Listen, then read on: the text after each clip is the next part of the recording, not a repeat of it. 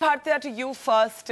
We saw the business community really lap up Barack Obama's presentation there in Mumbai earlier today. But have some of the demons and some of the apprehensions within the business community in India been buried? Remember, in America, Obama sometimes snidely referred to by his opponents as a socialist. India has expressed concerns over how protectionist he is. Today, he tried to move past what he called that Indian stereotype of call centers. But did he move past well enough? And while he's carrying back thousands of potential new jobs for America, what did he bring to India, you think?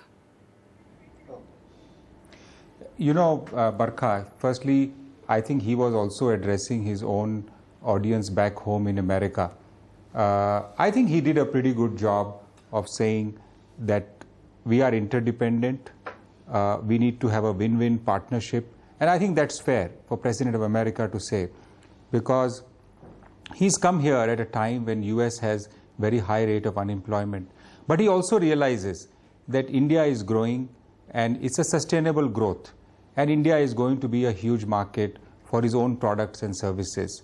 And we have also seen that India's export to US and our trade between two countries is not really impactful as far as their own deficit is concerned. We are probably, our trade surplus is only 1% of their trade deficit, while China constitutes almost 44%. So I think his message was pretty fair. He said that, look, both of us need to work with each other. We want to build a strategic and long-term relationship. As far as political rhetoric is concerned, you know, we as businessmen should really avoid listening to it. You know, this has been going on for 4 to 5 years. Business has been going on. US will be an important market for us. And I think India will be an important market for US companies.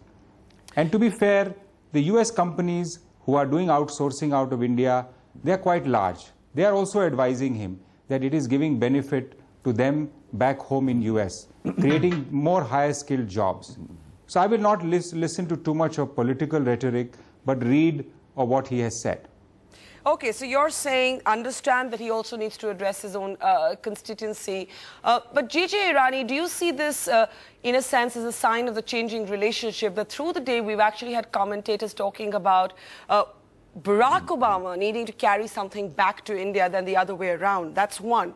And two, there were Americans on this panel, Charles Ebinger from the Brookings Institute in Washington, who said, look, India makes a big song and dance about the Obama administration's protectionism, but what about India's own protectionism?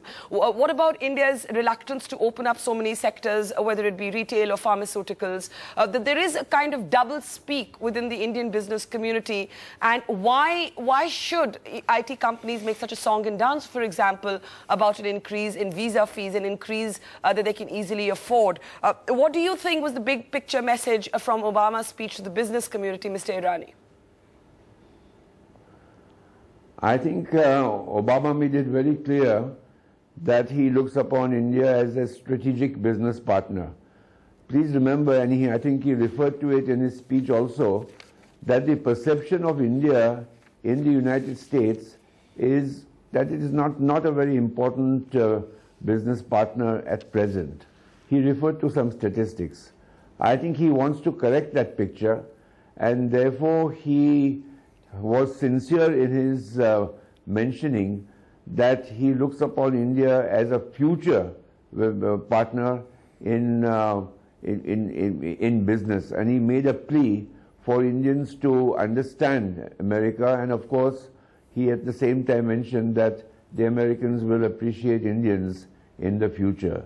Our relationships up to now have not been based on sound understanding of each other's positions.